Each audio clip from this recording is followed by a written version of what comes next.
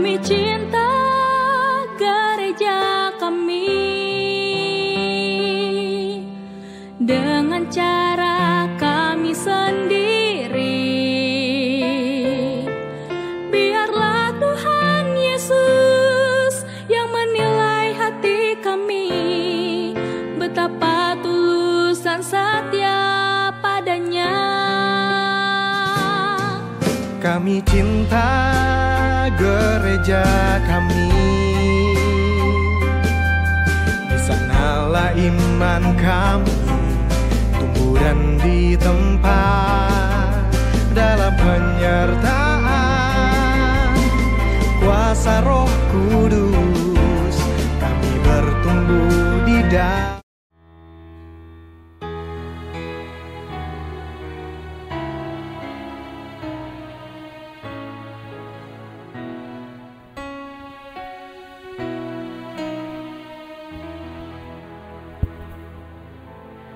Shalom.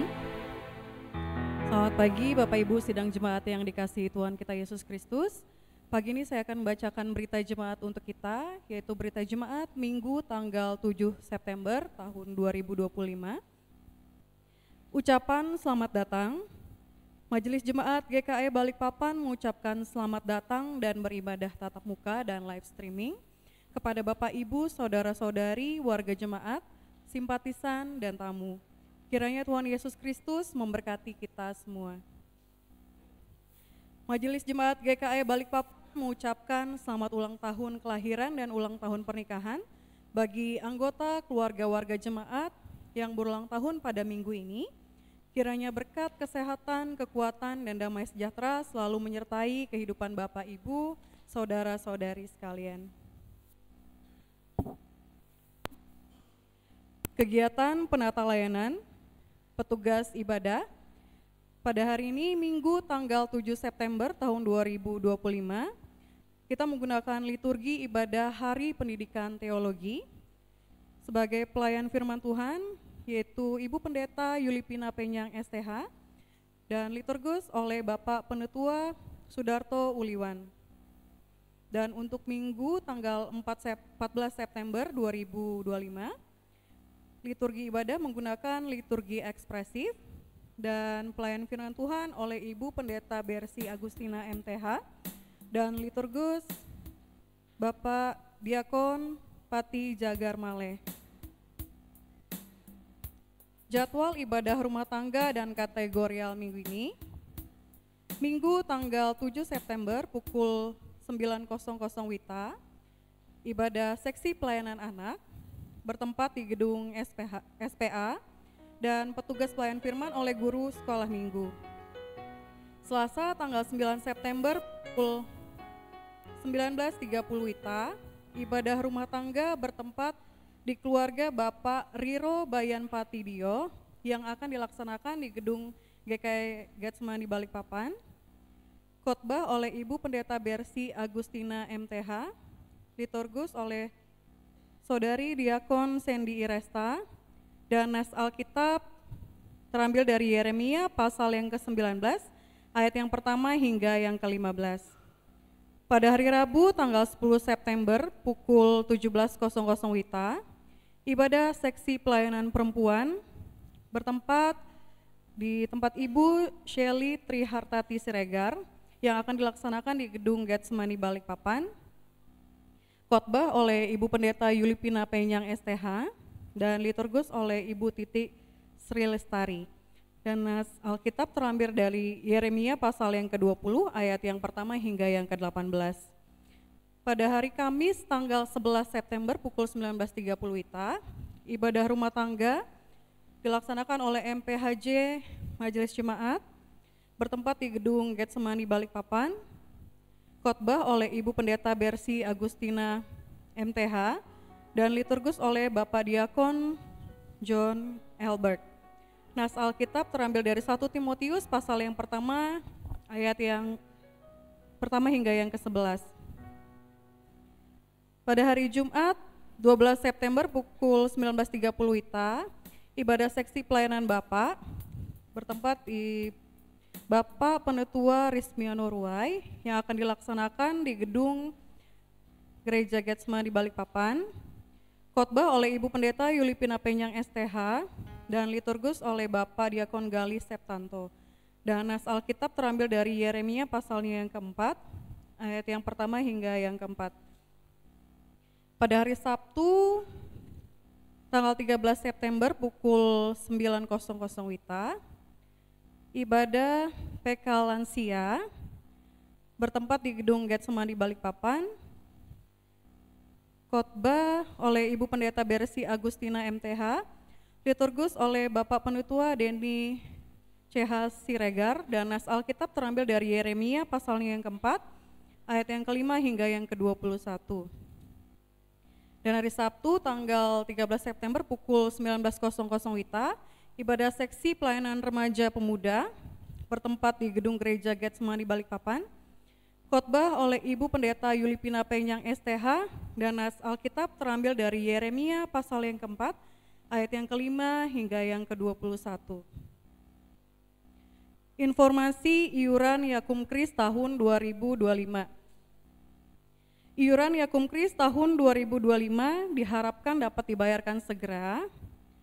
Pembayaran dapat ditransfer ke rekening bendahara yaitu Ibu Hekayati melalui Bank Mandiri, dan nomornya sudah tertera di dalam berita jemaat.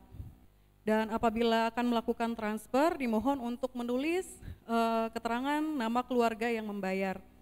Atau dapat juga menghubungi langsung Bapak Kamanang selaku ketua dan Ibu Hekayati selaku bendahara. Besarnya iuran untuk jemaat anggota lama sebesar Rp220.000 per tahun, dan untuk jemaat anggota baru sebesar Rp250.000 untuk pembayaran pertama.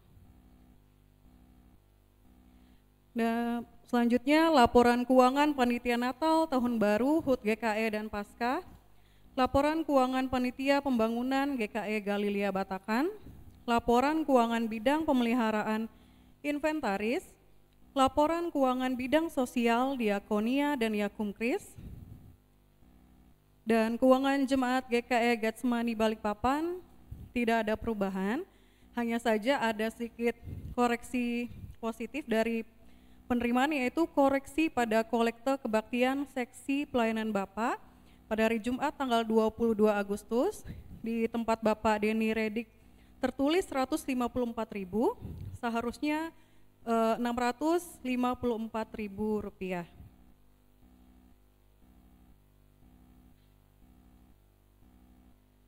Dan berita yang terakhir, jemaat yang hadir ibadah minggu lalu tanggal 31 Agustus 2025, laki-laki 38 orang, perempuan 41 orang, sehingga jumlah yang hadir adalah 79 orang.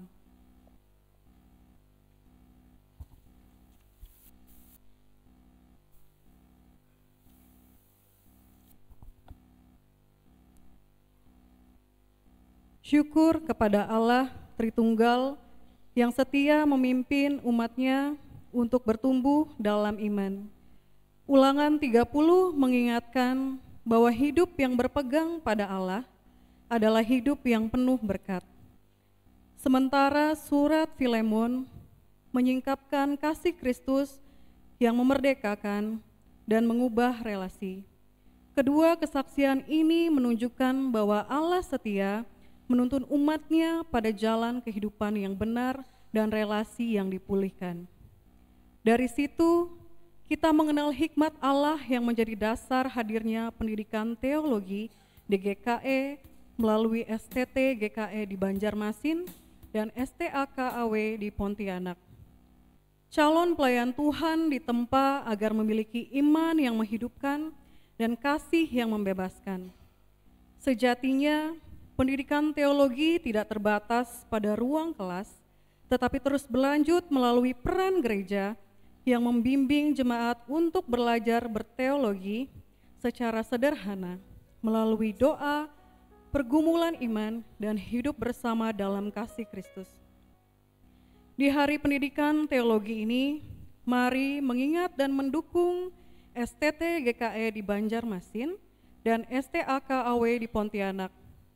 Sebab melalui karya mereka, benih teologi ditanamkan dalam diri generasi penerus sehingga menjadi sumber berkat bagi gereja dan dunia.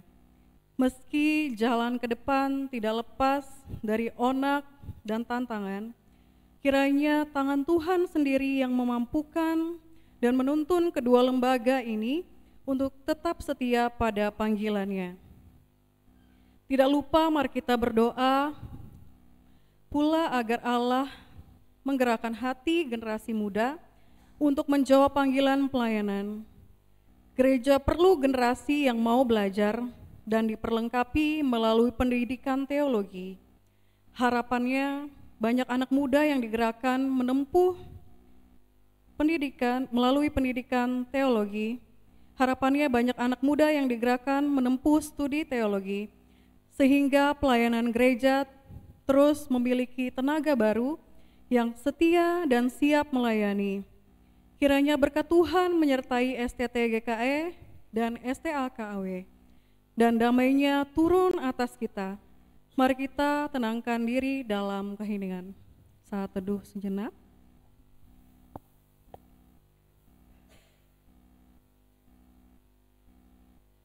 Sidang jemaat yang dikasihi Tuhan, saya undang untuk bangkit berdiri. Kita bersama-sama memuji Tuhan dari Gita Bakti 1, Pujilah Sang Pencipta.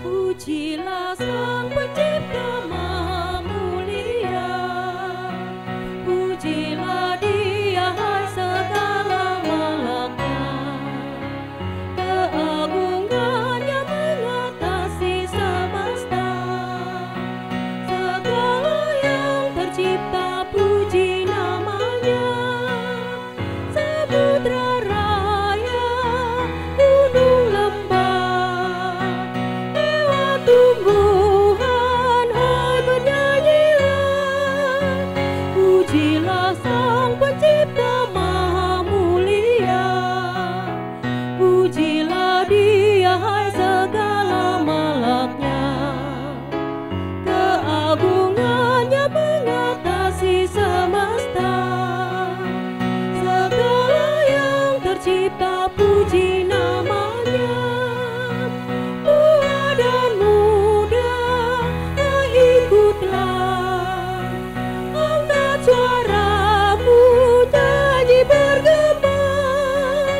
Pujilah Sang Pencipta Maha Mulia, pujilah Dia hai segala malaknya, keagungannya mengatasi semesta, segala yang tercipta puji namanya, segala bangsa di dunia pun raja-raja mari pujilah, pujilah Sang Pencipta Maha Mulia, pujilah Dia hai segala malaknya, keagungannya mengatasi semesta, segala yang tercipta puji namanya.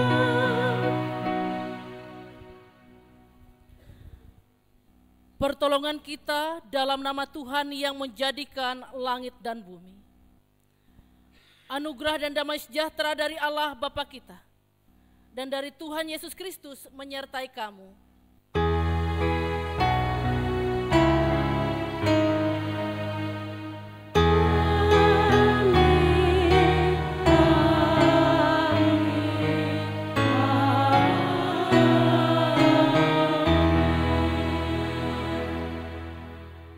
Jemaat Tuhan disilakan duduk.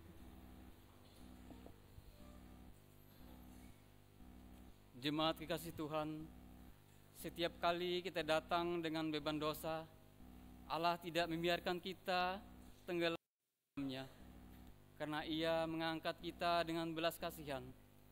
Mari bersama menyanyi Kidung Jemaat nomor 39, bait yang pertama.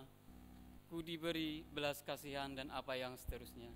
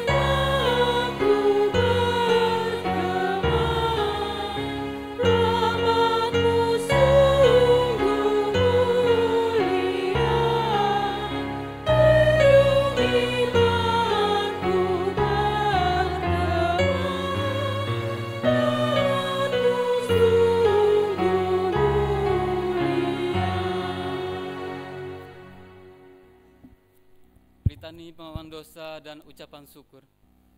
Kita kadang keliru memilih jalan hidup dengan lebih mengutamakan keinginan pribadi sendiri daripada kehendak Allah.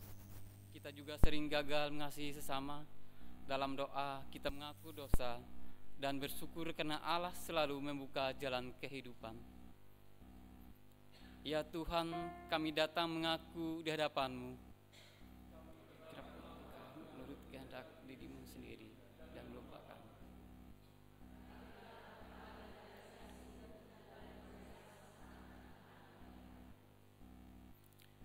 Namun kasih Kristus telah memerdekakan kami.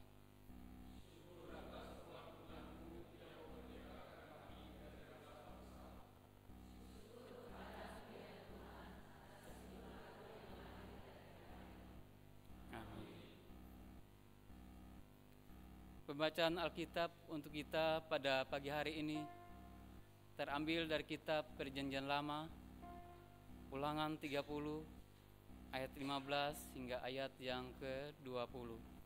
Ulangan 30 ayat 15 hingga ayat yang ke-20 dengan perikop kehidupan atau kematian.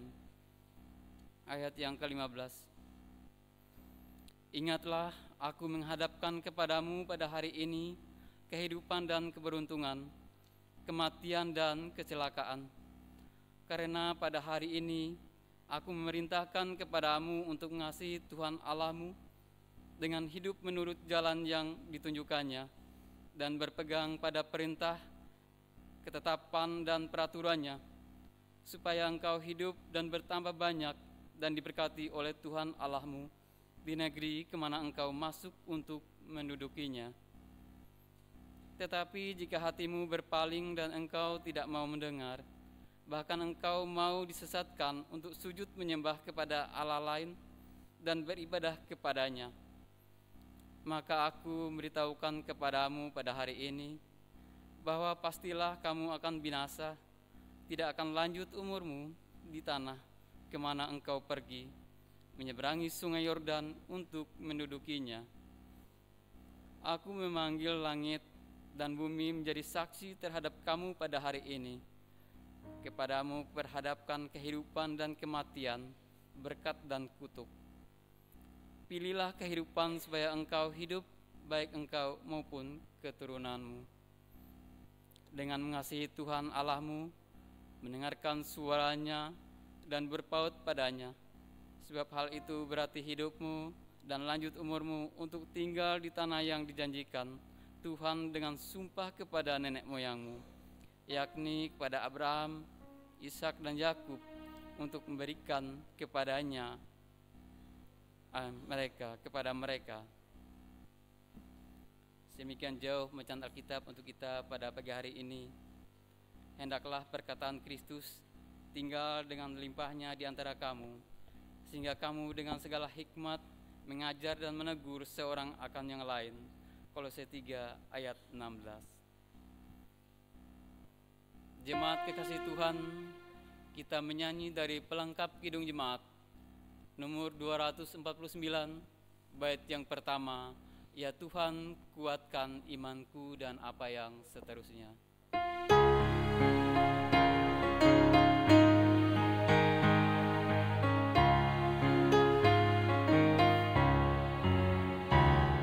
Ya Tuhan, kuatkan imanku, jauhkan dari pencobaan, dan bimbing hamba-Mu selalu setia turut kehendak-Mu. Kami undang jemaat Tuhan untuk bangkit berdiri. Bukalah hati untuk menerima petunjuk hidup baru yang membimbing setiap orang untuk menapaki jalan iman yang benar. Seperti ditulis dalam 2 Korintus 5 ayat yang ke-17 yang berbunyi demikian. Jadi siapa yang ada dalam Kristus, ia adalah ciptaan baru. Yang lama sudah berlalu, sesungguhnya yang baru sudah datang. Demikian petunjuk hidup baru. Jemaat Tuhan dipersilakan duduk. Jemaat menyanyi dari Kidung Jemaat 353, bait yang pertama, sungguh lembut Tuhan Yesus memanggil dan apa yang seterusnya.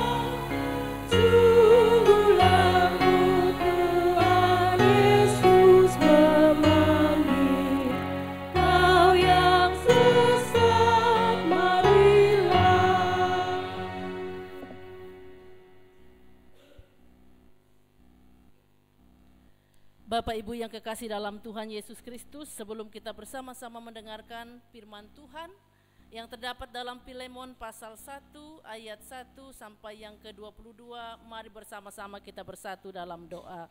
Kita berdoa.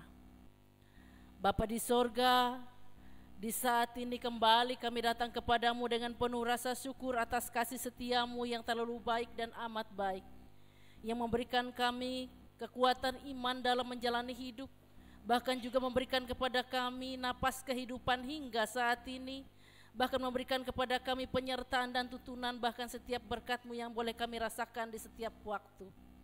Terima kasih atas semua itu ya Tuhan, dan kini kami datang kepadamu dengan bakti kami. Terimalah ya Tuhan sujud sembah kami dalam kidung dan puja yang kami lantunkan untuk-Mu. Dan di saat ini juga ya Tuhan, kami rindu untuk melandasi kehidupan kami di atas dasar firman-Mu. Kami akan membacakan firman-Mu dan kami menyerahkan waktu pembacaan dan perenungannya ya Bapa hanya ke dalam tuntunan-Mu. Hikmat-Mu bersama-sama dengan kami, dan kami menyerahkan waktu ini dalam tangan-Mu. Kami berdoa dalam nama Tuhan Yesus Kristus. Amin. Bapak Ibu yang kekasih dalam Tuhan, bersama-sama kita membuka Filemon pasal 1 ayat 1 sampai yang ke-22. Nas ini dengan beberapa perikop. Firman Tuhan berbunyi demikian. Salam dari Paulus, seorang hukuman karena Kristus Yesus, dan dari Timotius saudara kita, kepada Filemon yang kekasih, teman sekerja kami, dan kepada Apia, saudara perempuan kita, dan kepada Arkipus, teman seperjuangan kita, dan kepada jemaat di rumahmu. Kasih karunia dan damai sejahtera dari Allah Bapa kita dan dari Tuhan Yesus Kristus menyertai kamu. Ucapan syukur. Aku mengucap syukur kepada Allahku setiap kali aku mengingat Engkau dalam doaku, karena aku mendengar tentang kasih-Mu kepada semua orang kudus dan tentang iman-Mu kepada Tuhan Yesus. Dan aku berdoa agar persekutuan-Mu di dalam iman turut mengerjakan pengetahuan akan yang baik di antara kita untuk Kristus.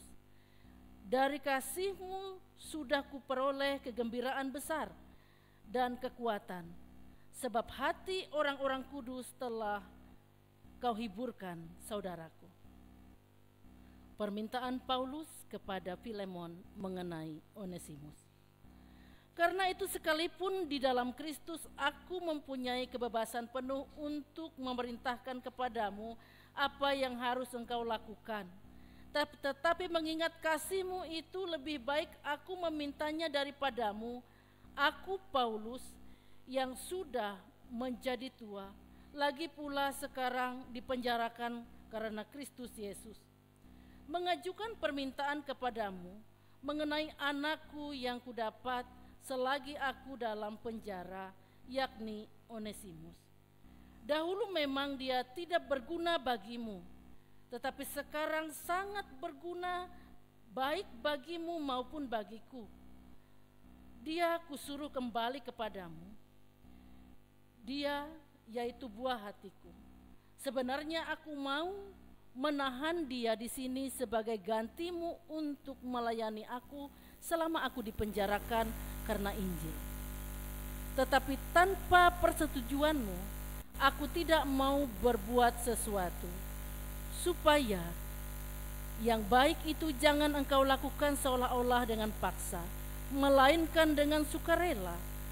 Sebab mungkin karena itulah dia dipisahkan sejenak daripadamu, supaya engkau dapat menerimanya untuk selama-lamanya. Bukan lagi sebagai hamba, melainkan lebih daripada hamba, yaitu sebagai saudara yang kekasih. Bagiku sudah demikian, apalagi bagimu, baik secara manusia maupun di dalam Tuhan. Kalau engkau menganggap aku temanmu seiman, terimalah dia seperti aku sendiri. Dan kalau dia sudah merugikan engkau, apapun berhutang padamu ataupun berhutang padamu, tanggungkanlah semuanya itu kepadaku. Aku Paulus menjaminnya dengan tulisan tanganku sendiri. Aku akan membayarnya, agar jangan kukatakan tanggungkanlah semuanya itu kepadamu, karena engkau berhutang padaku, yaitu dirimu sendiri. Ya saudaraku, semoga engkau berguna bagiku di dalam Tuhan. Hiburkanlah hatiku di dalam Kristus. Dengan percaya kepada ketaatanmu, kutuliskan ini kepadamu. Aku tahu lebih daripada permintaanku ini akan kulakukan. Dalam pada itu bersedialah juga memberi tumpangan kepadaku, karena aku harap oleh doamu aku akan dikembalikan kepadamu. Amin. Salam. Ibu bapak yang dikasih, kalau dalam perikop nas ini memberikan beberapa judul untuk kita, maka pada saat ini kami memberikan tema kecil untuk perenungan kita pada saat ini, yaitu Injil yang memperdamaikan dan mendidik. Ibu bapak yang dikasih dalam Tuhan, ketika kita membaca surat Filemon atau surat Rasul Paulus kepada Filemon ini, surat ini sangat unik sekali. Kenapa? Dari seluruh surat-surat yang ada, hanya surat ini yang terdiri dari satu pasal dan ada 25 ayat saja. Tetapi walaupun demikian, seperti yang dikatakan, walaupun dia sedikit, walaupun dia singkat, tetapi surat ini sangat-sangat memiliki kekuatan yang sangat luar biasa besar. Kenapa? Kalau di dalamnya ini kita tidak melihat bagaimana Rasul Paulus di situ mengajarkan tentang Taurat misalnya, tentang ibadah, tetapi bagaimana di situ Rasul Paulus mengajarkan sebuah relasi manusia begitu ya, yang dipulihkan di dalam Kristus. Itu inti dari surat ini. Nah, Ibu Bapak yang dikasih dalam Tuhan, mari kita bersama-sama belajar tentang nas ini. Sebelumnya kita harus mengetahui, Ibu Bapak yang dikasih, kalau dari nas ini tadi ada disebutkan beberapa orang. Terkhusus yang pertama disampaikan di situ Filemon sebagai tujuan surat. Siapa Filemon di sini? Filemon di sini adalah seorang yang sangat kaya gitu, kalau kita melihat dari latar belakangnya. Dia adalah seorang yang sangat kaya, dia adalah seorang yang dikatakan dalam rumahnya itu tempat jemaat Tuhan berkumpul, itu terdapat dalam ayat yang kedua. Kemudian dalam ayat yang kelima menyampaikan bahwa Filemon ini seseorang yang sangat beriman. Ia memiliki seperti yang dikatakan di situ kasih yang luar biasa kepada siapapun. Ia memiliki iman yang sangat luar biasa. Karena seperti yang dikatakan tadi, dia memiliki latar belakang kehidupan seperti yang dikatakan orang kaya. Maka lumrah pada saat itu memiliki seorang budak atau memiliki beberapa budak. Dan ia memiliki seorang budak yang bernama Onesimus. Onesimus ini uniknya pada saat itu melarikan diri dari tuannya ini. Onesimus melarikan diri dari rumah Filemon. Dan sesuatu hal yang sangat menarik adalah kalau kita melihat dari ayat yang ke-17. Ayat yang ke-17 menggambarkan bahwa Onesimus ini ketika ia pergi melarikan diri dari rumah Filemon, ada sesuatu hal yang dibuat. Sampai-sampai dikatakan bahwa di situ Paulus membayar hutangnya. Artinya bahwa ia melakukan sesuatu yang merugikan tuannya ini. Sebut saja ia memiliki hutang yang sangat luar biasa, sehingga dikatakan bahwa membuat Filemon ini begitu kesal terhadap dia. Dan hukum pada waktu itu, hukum yang ada di sosial masyarakat pada saat itu, siapapun yang memiliki budak, kepadanya diberikan hak penuh. Apapun yang lakukan terhadap budaknya dipersilahkan. Termasuk kalau ia berbuat salah atau budaknya berbuat salah, ia bisa memberikan hukuman mati. Dan ketika budak itu melarikan diri, ketika budak itu tertangkap, wajib hukumnya dikembalikan kepada tuannya. Dan tuannya boleh melakukan apapun seperti yang dikatakan tadi, termasuk memberikan hukuman yang luar biasa. Dan unik dan menariknya adalah ketika Onesimus yang melarikan diri, yang merupakan budak seorang yang bernama budak dari seorang Filemon ini, bernama Filemon ini, dia melarikan diri, dia bertemu dengan Paulus. Yang menariknya adalah ketika ia bertemu dengan Paulus, dikatakan di situ Paulus memberitakan Injil kepadanya. Paulus menginjili dia, dan ketika saat itu juga ia menjadi Kristen. Dan seperti yang dikatakan tadi, bukan hanya menjadi Kristen, dan ia seperti yang dikatakan yang menjadi anak rohani dari Rasul Paulus. Kemudian diceritakan kepada kita bahwa Onesimus ini menyampaikan siapa dia sesungguhnya, bahwa dia adalah seorang budak yang lari daripada tuannya. Dan ada kerinduan dari Rasul Paulus ini untuk mengembalikan Onesimus ini kepada tuannya, yaitu Filemon. Karena itulah terjadilah apa yang dikatakan surat Filemon, bagaimana Rasul Paulus memberikan surat kepada Filemon ini untuk mengembalikan Onesimus ini kepada tuannya Filemon. Dan yang menarik, ibu bapak yang dikasih dalam Tuhan, bahwa ketika Rasul Paulus menulis surat kepada Onesimus, ia tidak memiliki perantara untuk menyampaikan surat itu kepada Filemon. Tetapi Rasul Paulus meminta secara langsung, yang menyampaikan surat itu adalah orang yang bersangkutan, yaitu Onesimus sendiri. Dapatkah Filemon menerima Onesimus itu yang sudah menjadi budaknya, yang melarikan diri, merugikan dia? Bisakah bisakah Filemon menerima dia? Mari kita lihat dalam nas ini, sehingga nas ini menyampaikan kepada kita bahwa sesungguhnya Injil itu atau hidup di dalam Kristus itu adalah hidup yang memerdekakan. Begitu. Ibu bapak yang kekasih dalam Tuhan, dari ayat 10 sampai ayat yang ke-16 itu kita melihat bagaimana Rasul Paulus menyerukan kepada Filemon. Mari kita baca, saya akan bacakan berbunyi demikian untuk kita. Ayat 10. Atau saya mulai dari ayat yang ke-8. Karena itu sekalipun di dalam Kristus aku mempunyai kebebasan penuh untuk memerintahkan kepadamu apa yang harus engkau lakukan. Tetapi mengingat kasih-Mu itu lebih baik aku memintanya daripadamu. Aku Paulus yang sudah menjadi tua, lagi pula sekarang dipenjarakan karena Kristus Yesus, mengajukan permintaan kepadamu mengenai anakku yang kudapat selagi aku dalam penjara, yaitu Onesimus. Dahulu memang dia tidak berguna bagimu, tetapi sekarang sangat berguna, baik bagiku maupun bagimu. Dia kusuruh kembali kepadamu. Dia yaitu buah hatiku.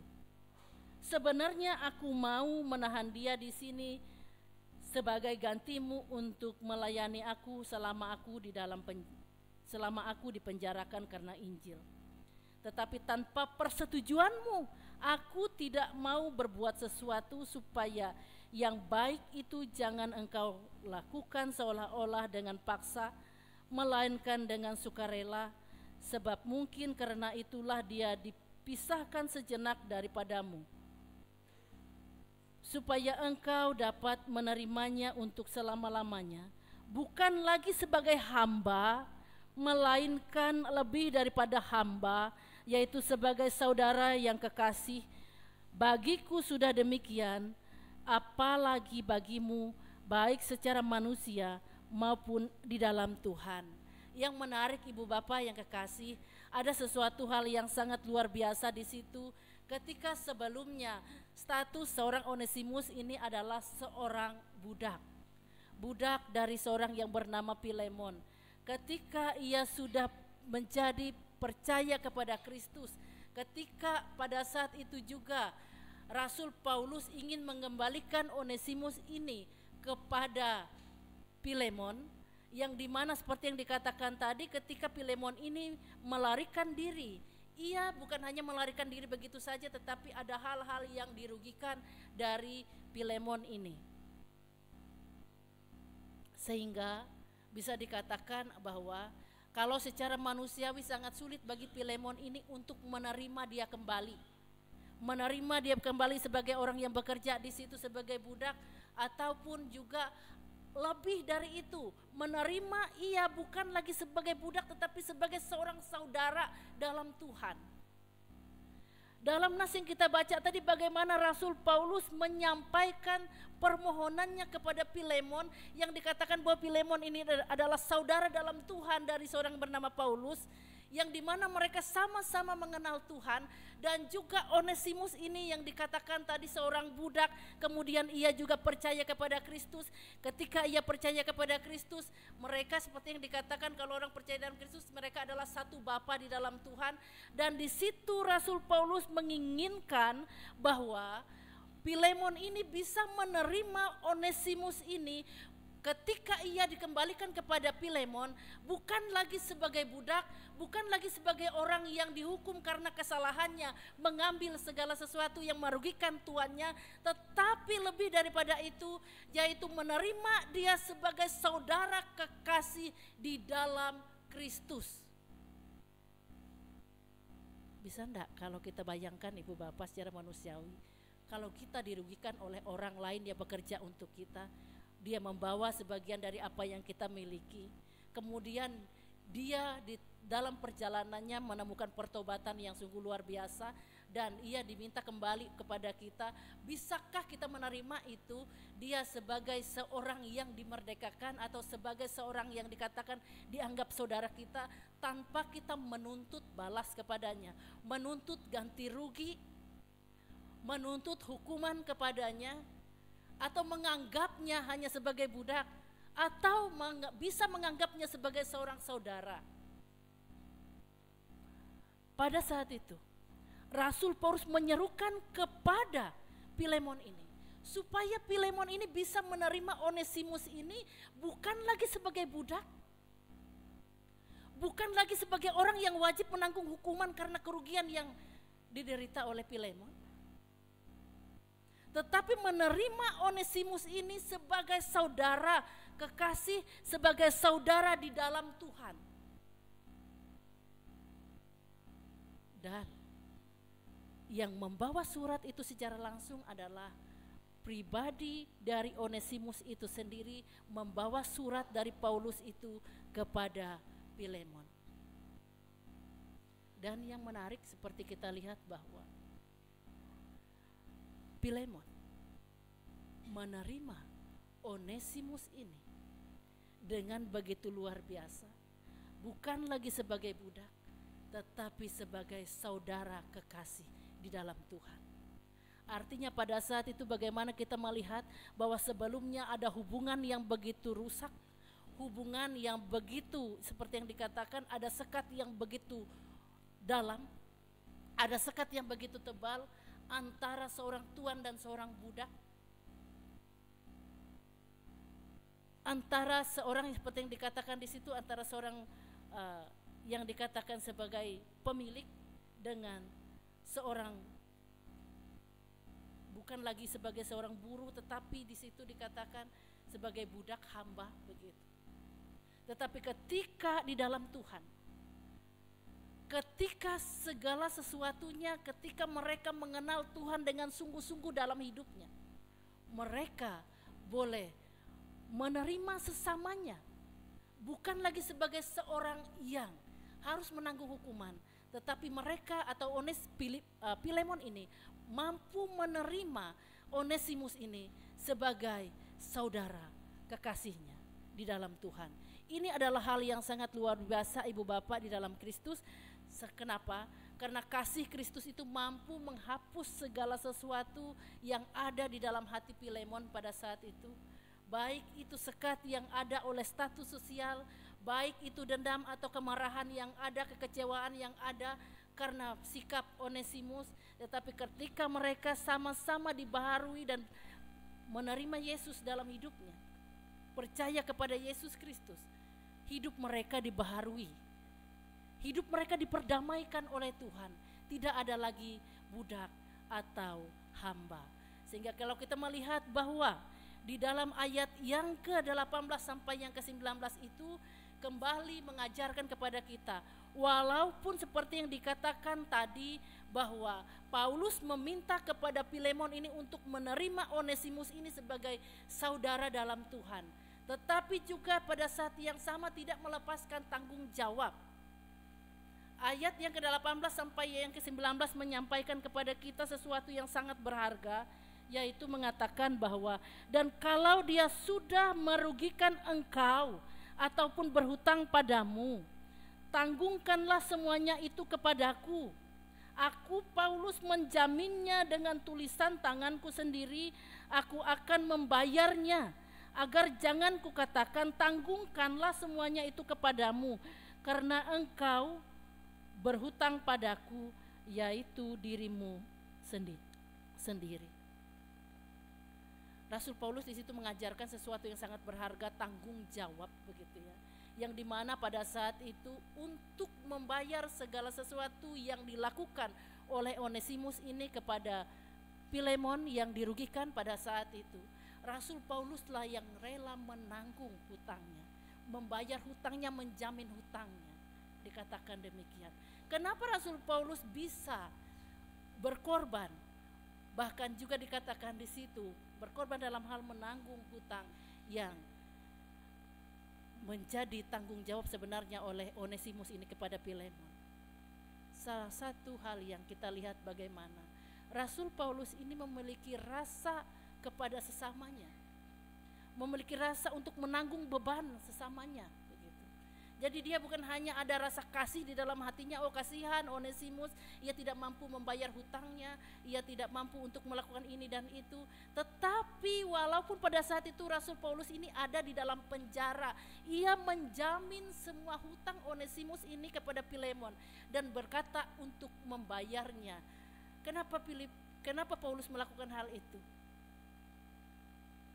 Karena ia memiliki kasih yang bukan hanya ada di dalam rasa, tetapi kasih yang ia miliki ada di dalam tindakan. Karena ia memiliki iman yang bukan hanya ada di dalam pikiran, tetapi karena ia memiliki iman yang juga nyata dalam tindakan. Ia belajar dari Kristus.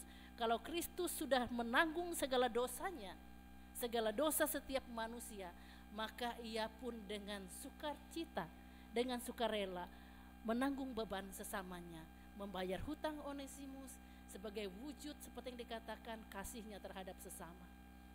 Ini hal yang sangat luar biasa, Bapak Ibu yang kekasih dalam Tuhan. Sehingga Ibu Bapak yang dikasih dalam Tuhan, kembali kalau kita melihat nas ini sangat sungguh luar biasa karena mengajarkan sesuatu yang sangat berbeda untuk kita. Bahwa kalau kita membaca surat Rasul Paulus kepada Filemon ini, ada banyak hal yang sangat berharga di situ, terkhusus ketika pada hari ini kita merayakan Hari Pendidikan Teologi. Hari Pendidikan Teologi memberikan kepada kita pada saat ini membuat surat Filemon ini bukan sekedar catatan pribadi, tetapi surat Filemon ini merupakan sekolah kehidupan, yang dimana di situ dikatakan dengan jelas bagaimana Paulus mendidik Filemon dengan Injil, mengajarkan Filemon tentang Injil, bahwa Injil itu bukan hanya untuk ada di dalam pengetahuan dan pikiran saja, tetapi harus nyata di dalam segala tindakan, melatih Filemon dan juga melatih Onesimus ini untuk mewujud nyatakan iman mereka dalam ketaatan yang sungguh nyata, bahkan juga nyata di dalam segala tindakan. Bagaimana ia mengajari, mengingatkan Filemon ini untuk mengampuni segala kesalahan yang dilakukan oleh Onesimus, sehingga ia mampu menerimanya sebagai saudaranya dalam Tuhan, bukan lagi sebagai seorang hamba, bukan lagi yang harus wajib dihukum begitu. Tetapi surat ini sangat sungguh luar biasa, karena di dalamnya kita melihat bagaimana Paulus mengajarkan dengan nyata seorang Filemon untuk menerima hambanya sebagai saudaranya dalam Tuhan, mengampuninya, menerimanya sebagai bagian dari kehidupannya.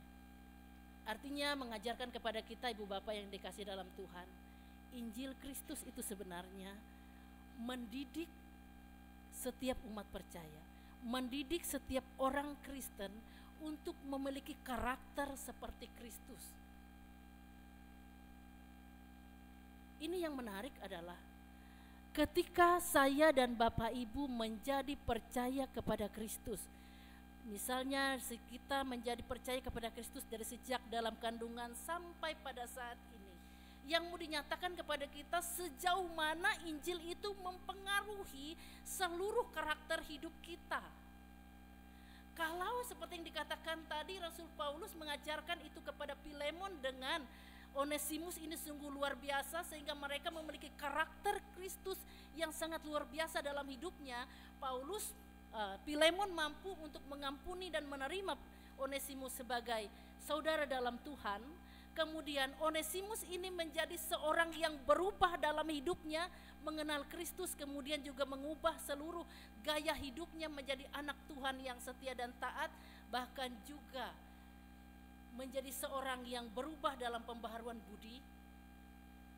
Bagaimana dengan saya dan saudara yang sudah mengenal Tuhan, mengikut Tuhan, percaya kepada Tuhan?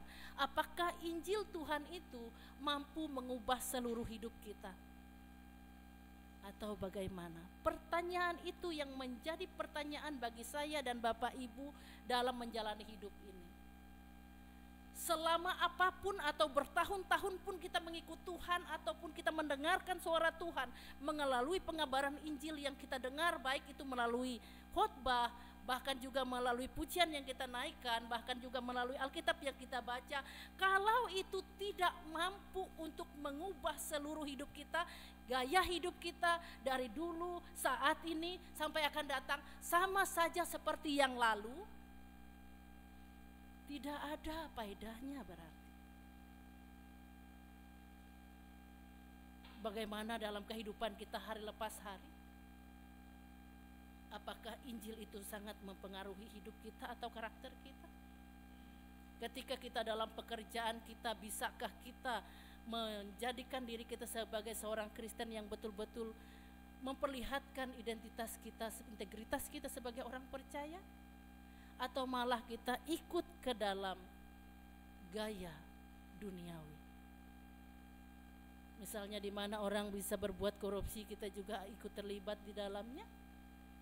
Misalnya ketika orang misalnya ada perselingkuhan di mana-mana, lalu juga dalam hidup kita ada tipe, ada juga keinginan, bahkan juga ada perwujudan nyata mengikuti itu. Di mana ada orang misalnya menyalahkan hidupnya dengan narkoba, anak-anak muda, lalu ataupun juga orang tua lalu ikut juga hidup di dalam narkoba. Atau di mana ada orang minum minuman keras, di situ juga kita ada.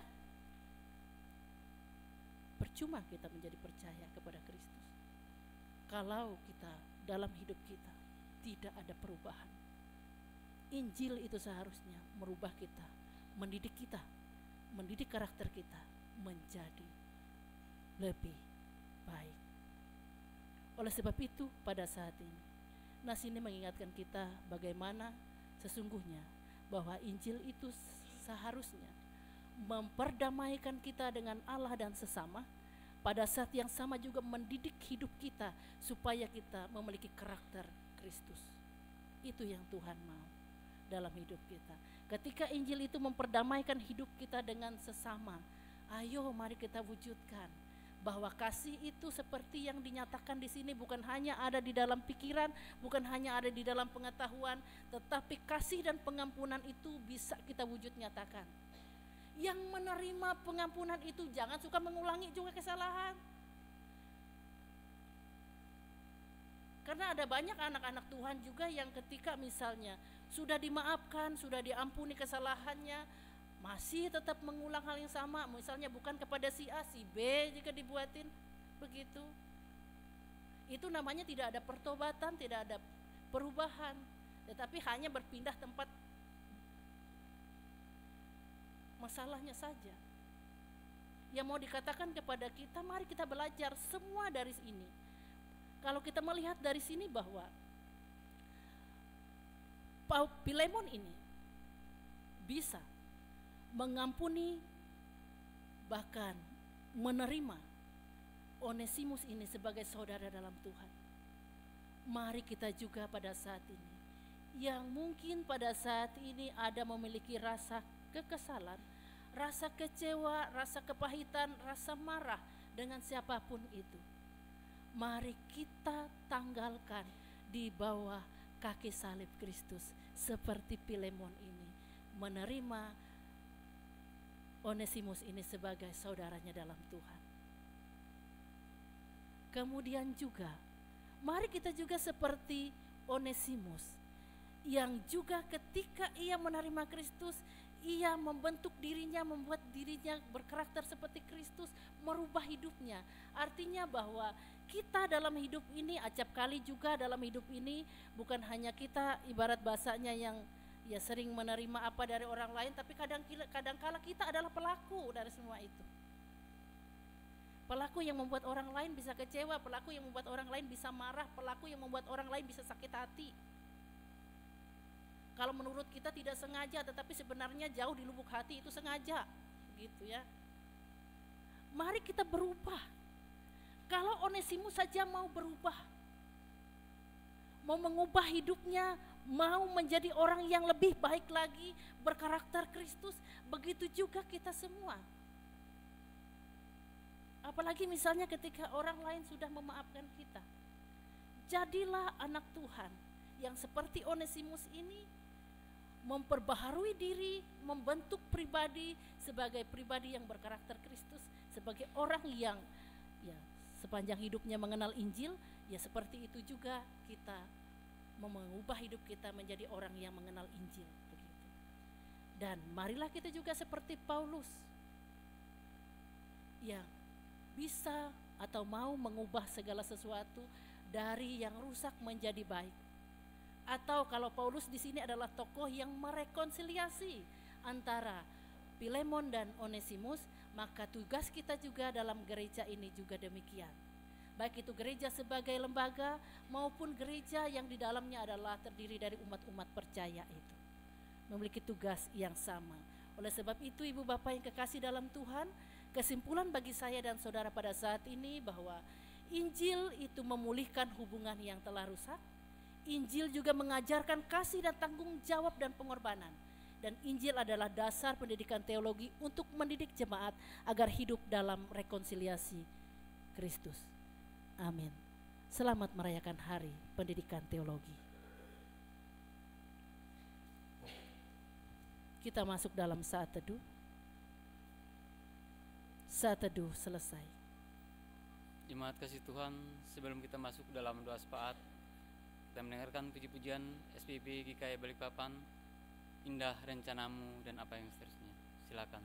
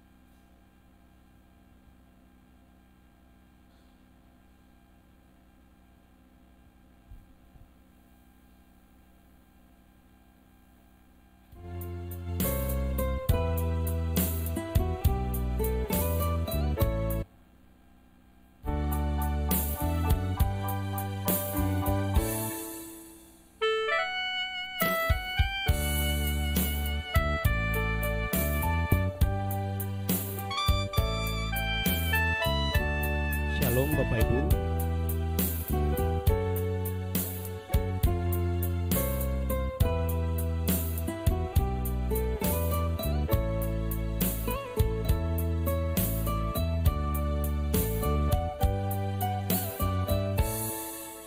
Indah rencanamu Tuhan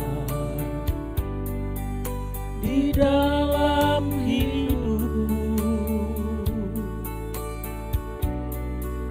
walau ku tak tahu dan ku tak mengerti semua jalanmu, dulu ku tak tahu Tuhan, berat ku rasakan, hati menderita dan ku tak berdaya menghadapi semua. Tapi ku mengerti sekarang Kau tolong padaku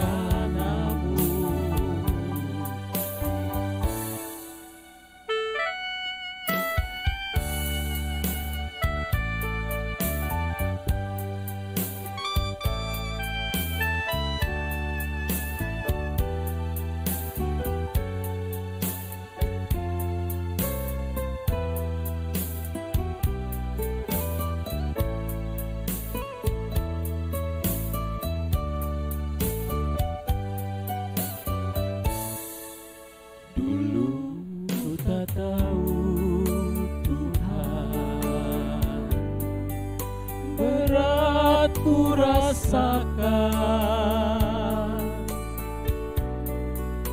hati menderita dan ku tak berdaya menghadapi semua.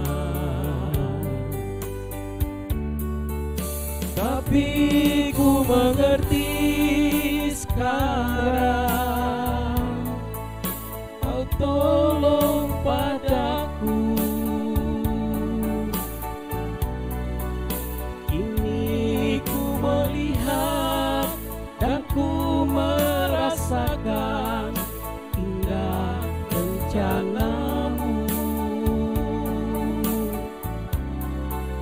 Tapi ku mengerti sekarang, Kau tolong padaku. Kini ku melihat dan ku merasakan indah rencana-Mu.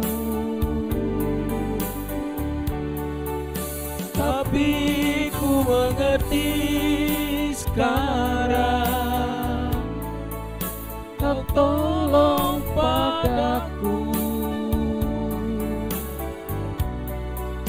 Kini ku melihat dan ku merasakan indah rencana-Mu. Tapi ku mengerti sekarang, Kau tolong padaku. Kini ku melihat dan ku merasakan indah rencana-Mu.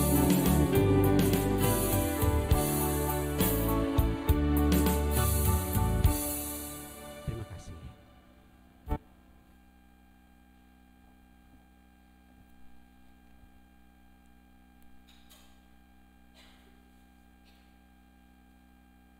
Terima kasih untuk pujiannya.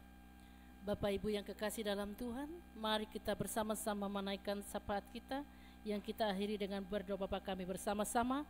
Kita bersatu di dalam doa. Ya Bapa di sorga, dengan hati penuh syukur kami datang kepadamu menghadap hadirat-Mu yang kudus. Kami bersuka cita karena firman-Mu senantiasa menjadi pelita bagi kaki kami dan terang bagi jalan kami. Sabda-Mu menuntun, menghibur dan menguatkan kami. Hari ini kami berdoa ya Tuhan secara khusus bagi lembaga pendidikan teologi, khususnya Tuhan, STT, GKE dan STAKAW. Berkati ya Tuhan lembaga ini. Dan kami juga rindu Tuhan memberkati para dosen bahkan staf kependidikan, agar mereka tetap setia dalam panggilan dan melayani dengan ketulusan. Begitu juga ya Tuhan Kau memberkati para mahasiswa. Kuatkan para mahasiswa supaya mereka memiliki semangat belajar, mereka memiliki integritas, bahkan bertumbuh dalam iman yang teguh. Dan kami juga berdoa ya Tuhan agar senantiasa Engkau menuntun dalam setiap inovasi pendidikan dan kurikulum mereka. Lengkapkan sarana penunjang belajar mereka, dan jadikanlah para alumni ini teladan yang membawa berkat bagi gereja dan masyarakat. Kami berdoa ya Tuhan pada saat ini secara khusus juga bagi jemaat-Mu di Jemaat GKI Balikpapan ini dalam segala pekerjaan karya usaha mereka. Kasih setia Tuhan yang memberkati hidup dan kehidupan dan karya mereka, bahkan setiap rumah tangga mereka, bahkan setiap pribadi. Kami menyerahkan semuanya mereka hanya ke dalam tangan Tuhan. Secara khusus kami mau berdoa membawa pemuda, remaja dan anak-anak Tuhan. Kiranya mereka bertumbuh dalam kasih Tuhan, dan juga Tuhan memberkati pendidikan mereka, memberkati iman mereka, bahkan juga mereka bertumbuh dalam kasih yang senantiasa mengasihi Tuhan dan sesama bahkan semesta. Kami menyerahkan mereka hanya ke dalam tangan Tuhan. Kami juga bersyukur bersama atas saudara-saudari kami yang boleh berulang tahun kelahiran dan perkawinan pada minggu ini. Kami mau berdoa secara khusus bersyukur bagi saudara Rindia Tama Kristian, Ibu Diakon Hekayati, Ibu Sriwati Migang, Saudari Caroline Naintri, Saudara Andriwan Riro, Bapak Nikodemus Andrian, Adik David Arlen Setiadi, Saudara Septianus Epandri, Saudari Arisa Putri Egantar, Bapak Arisanto Wegantar, bahkan keluarga yang berulang tahun perkawinan, keluarga Bapak Diakon Heri Kankan, keluarga Bapak Aditya Jarang Mula, keluarga Bapak Nebukadnezar Alexander. Kami membawa mereka di hadapan Tuhan. Biarlah Tuhan Engkau menambahkan sukacita dan berkat memenuhi hidup mereka, berkat panjang umur, lanjut usia, kekuatan dan kesehatan memenuhi mereka senantiasa. Begitupun Tuhan, kami mau berdoa bagi mereka yang pada saat ini sedang mencari pasangan hidup. Tuhan memberikan kepada mereka pasangan hidup yang senantiasa seiman di hadapan Tuhan. Bahkan juga pasangan hidup yang mengasihi Tuhan dan keluarga. Kami menyerahkan hanya ke dalam tangan Tuhan. Tuhan memberkati proses dalam hidup mereka. Dan di saat ini kami rindu berdoa bagi jemaat Tuhan yang pada saat ini dalam proses pemulihan tubuh dan jiwa mereka. Pegang tangan mereka ya Tuhan, dan teguhkan hidup mereka. Kami mau berdoa untuk anak Tuhan, Saudari Kalista, yang pada saat ini kurang sehat. Dalam kasih setia Tuhan kami membawa, biarlah pertolongan Tuhan sungguh nyata untuk memberikan kesembuhan. Begitu juga untuk Bapak Penatua Sueni Elpin Beni. Tuhanlah yang memberikan pemulihan ya Tuhan kepadanya pasca operasi mata. Kasih setia Tuhan menolongnya dan memberikan yang terbaik. Dan kami rindu ya Tuhan, ia boleh menerima penglihatan kembali yang datang daripada Tuhan. Karena itu kami menyerahkan segalanya di dalam tangan Tuhan. Tuhan menolongnya. Ibu Pendeta Christine yang pada saat ini dirawat di Rumah Sakit Darmais, Jakarta. Tuhan, dalam kondisi yang sekarang kami rindu menyerahkan ke dalam tangan Tuhan. Tidak ada yang mustahil. Tuhan menjamah, menyembuhkan dan menolongnya. Terima kasih Bapa. Dan di saat ini kami juga berdoa ya Tuhan bagi pembangunan gereja Tuhan dan pelayanan gereja Tuhan. Secara khusus ya Tuhan gereja Bethlehem kilometer 23, gereja Galilea Batakan, serta perkembangan pos PI di kilometer 20. Kiranya semua ini menjadi saluran kasih dan kabar sukacita bagi semua orang. Tuhan memberkatinya, dan kami rindu Tuhan memberkati panitia, bahkan juga segenap mereka yang berkarya bekerja di dalamnya. Tuhan menolong. Kami juga berdoa ya Tuhan bagi perdamaian dunia. Biarlah dunia kami dalam keadaan aman, damai, dan Tuhan memberkati. Secara khusus bangsa kami, bangsa Indonesia, kami serahkan ke dalam tangan Tuhan. Tuhan memberkati para pemimpin kami, baik itu dari tingkat pusat sampai tingkat daerah.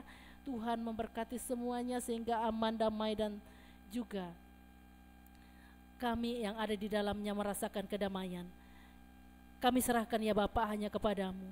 Tuhan memberkati bangsa kami, memberkati juga kota kami Balikpapan, sehingga ya Tuhan, di mana kami pada saat ini tempat kami hidup, tempat kami tinggal, tempat kami melayani, biarlah ya Tuhan Engkau memberkati kota ini, sehingga kota ini menjadi berkat dan membawa berkat, dan jadikanlah kami umat yang membawa damai sejahtera-Mu di kota ini. Dan ya Tuhan, saat kami ya Bapa jauh dari sempurna, kami rindu membawanya di dalam doa Bapa kami. Bapa kami yang di sorga, dikuduskanlah nama-Mu, datanglah kerajaan-Mu, jadilah kehendak-Mu di bumi seperti di sorga. Berikanlah kami pada hari ini makanan kami yang secukupnya, dan ampunilah kami akan kesalahan kami, seperti kami juga mengampuni orang yang bersalah kepada kami. Dan janganlah membawa kami ke dalam pencobaan, tetapi lepaskanlah kami daripada yang jahat, karena Engkau yang punya kerajaan, kuasa, dan kemuliaan sampai selama-lamanya. Amin. Jemaat kasih Tuhan, saatnya kita masuk ke dalam persembahan syukur. Segala yang kita miliki berasal dari Tuhan, napas kehidupan, berkat, bahkan kesempatan untuk melayani. Kini kita membawa sebagian dari curahan berkat itu sebagai wujud syukur. Biarlah pemberian ini menjadi tanda dari hati yang bersukacita. Persembahkanlah kurban syukur kepada Allah, dan bayarlah nasar-Mu kepada Yang Maha Tinggi. Mazmur 50 ayat 14. Kita berdoa. Allah Bapa yang Maha Kasih, bersama-sama dengan umat-Mu pada saat ini, yaitu di Hari Pendidikan Teologia, kami akan memberikan persembahan syukur dalam bentuk rupiah. Kami yakin dan percaya bahwa berapapun nilai rupiah yang kami berikan, Engkau berkati Tuhan jadi berkat dan kemuliaan nama-Mu. Terima kasih Bapa, ini kami umat-Mu sudah siap sedia untuk memberikan persembahan syukur secara sukarela. Amin. Seiring dengan persembahan syukur dijalankan, kita menyanyi dari pelengkap Kidung Jemaat. Pelengkap Kidung Jemaat nomor 146, bait 1 dan seterusnya, bawa persembahan apa yang seterusnya.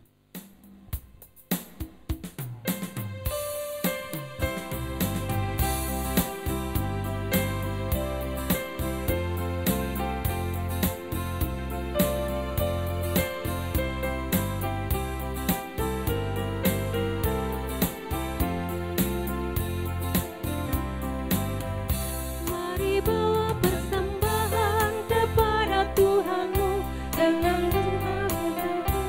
bersyukur padanya. Tuhan sudah mencurahkan kasih-Nya padamu. Mari mengucap syukur, muliakan Tuhanmu. Pujilah nama-Nya, bawalah persembahanmu dengan sukacita padanya. Muliakan Tuhanmu, pujilah nama-Nya, bawalah persembahanmu dengan sukacita padanya.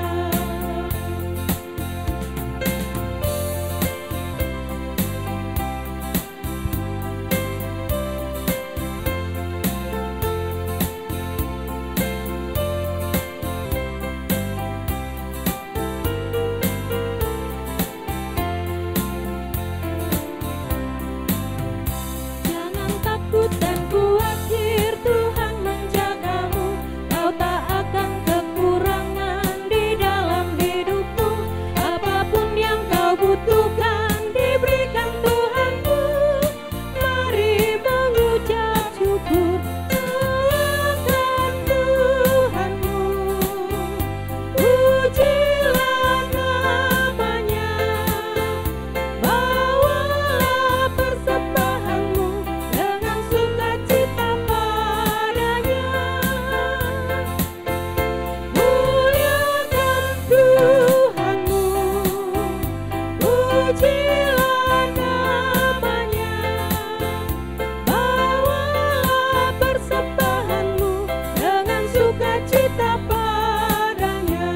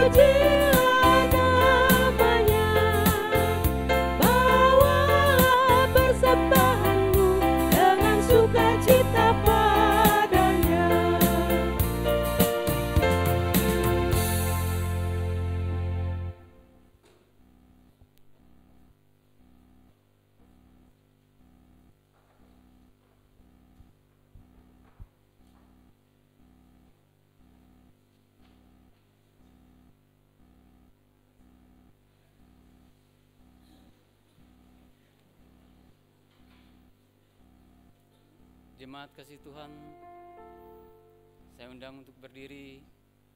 Bersama-sama kita akan mengikrarkan pengakuan iman rasuli yang akan kita ucapkan bersama-sama.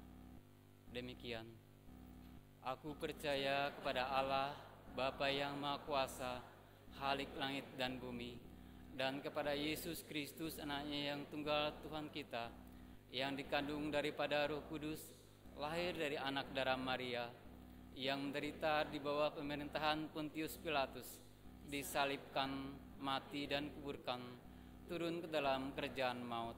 Pada hari yang ketiga, bangkit pula dari antara orang mati, naik ke surga, duduk di sebelah kanan Allah, Bapa yang Maha Kuasa, dan akan datang dari sana untuk menghakimi orang yang hidup dan yang mati.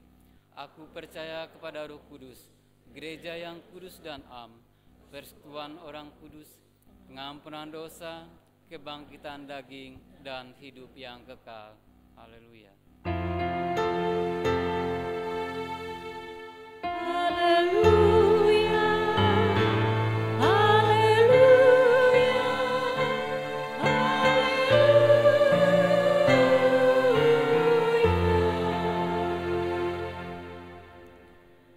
Jemaat sekalian, jangan lelah menapaki jalan hidup bersama Kristus.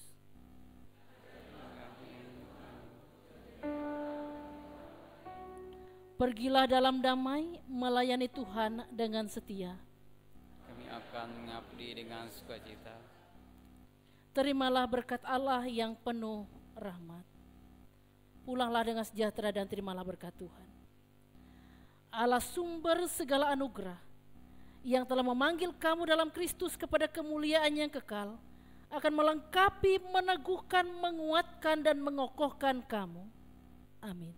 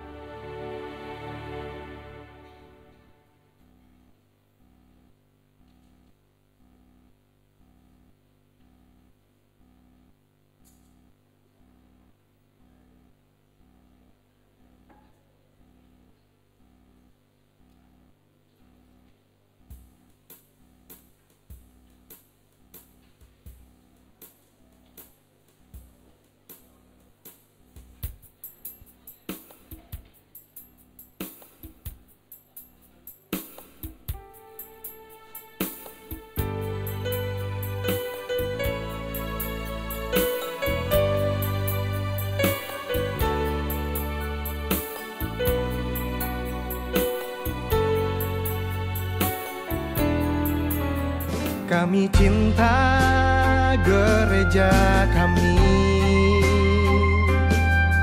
di sanalah iman kami tumbuh dan ditempa dalam penyertaan kuasa Roh Kudus. Kami bertumbuh di dalam